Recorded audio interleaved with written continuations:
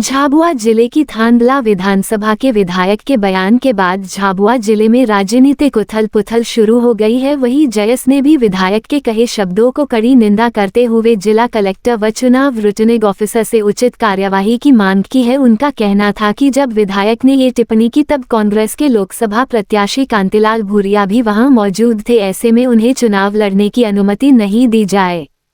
विगत कुछ दिनों से झाबुआ के राजनीतिक और सामाजिक हलकों में कुछ चर्चाएं चल रही थी, कुछ घटनाएं हो रही थी।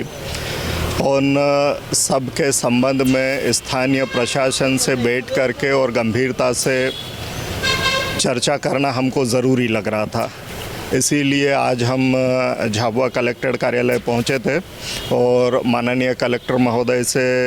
अलग अलग बिंदुओं पर, विषयों पर हमारी गंभीरता से चर्चा हुई है। इसमें जो सबसे महत्वपूर्ण जो चीज़ निकल के आई थी पिछले तीन दिनों पहले, जिसमें थांदला के कांग्रेसी विधायक द्वारा जयस संगठन को, कार्यकर्ताओं को, युवाओं को हाथ काट देने जैसी सार्वजनिक रूप से धमकी दी गई थी। चूँकि कलेक्टर झाबुआ रिटर्निंग ऑफिसर है और मसला चुनाव का है, समय भी चुनाव का है,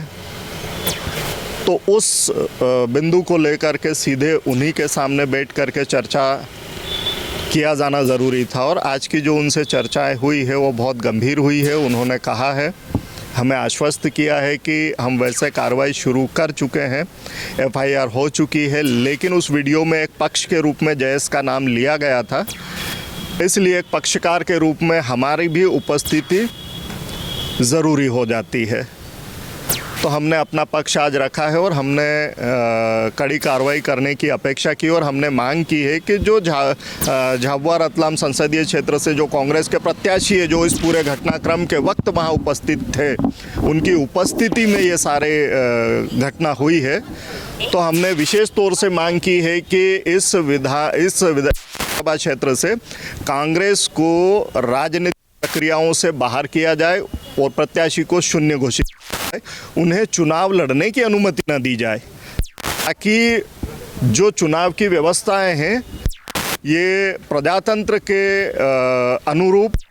उचित तरीके से पूरी की जा सके। इसी के एफआईआर की तो मांग कर ही चुके हैं और सरकार 188 में कर चुकी है और बाकी की जो धाराएं हैं वो समय के साथ में और बढ़ेगी, ऐसा उनका कहना था। तो जय आदिवासी युवा शक्ति जो ग्रुप है, उनके जो प्रतिनिधि थे वो लोग मिलने आ जाए थे। उनका जो मेन डिमांड ये थी कि जो अभी रिसेंटली एक वीडियो वायरल हुआ था थांदला विधायक जी का, तो उनके संबंध में वो वीर सिंह भूरिया जी, तो उनके संबंध में वो उनके द्वारा जो शब्द किए गए हैं उस पर उन्होंने आपत्ति दर्ज की थी और उनकी डिमांड ये थी कि उनके विरुद्ध जो भी नियम बनते हैं उसमें कार्रवाई की जाए। तो इस विषय में सर्वप्रथम तो मैं आपको एज रिटर्निंग ऑफिसर ही बताना चाहूँगी कि उसमें चूँकि जो सभा हुई थी उसकी अनुमति नहीं थी, तो उसमें 144 का सीधा सीधा उल्लंघन हुआ था। तो 188 के अंतर्गत ऑलरेडी एक एफआईआर रजिस्टर कर दी गई है। जो एआरओ हैं थांदला के, उनके द्वारा एक रिपोर्ट सबमिट की गई है और उस रिपोर्ट को हमने पुलिस को भेजा है, एसपी कार्यालय भेजा गया है, क्योंकि जो सीडी है एंड वीडियो फैब्रिकेटेड भी हो सकता है, तो उसकी एक जांच की जाना आवश्यक है। तो वहाँ से जैसे ही जांच आती है तो उसके उपरांत फिर जो अन्य जो अधिनियम की जो धाराएं हैं और उसके अतिरिक्त अपना जो रिप्रेजेंटेशन ऑफ पीपल एक्ट यानी आरपी एक्ट की 123 और 125 धारा है, उसके अंतर्गत जो कार्रवाई की जानी होती है उसके उपरांत फिर निर्णय लिया जाएगा कि और कौन कौन सी धाराएं उसमें एफआईआर में ऐड की जा सकेंगी।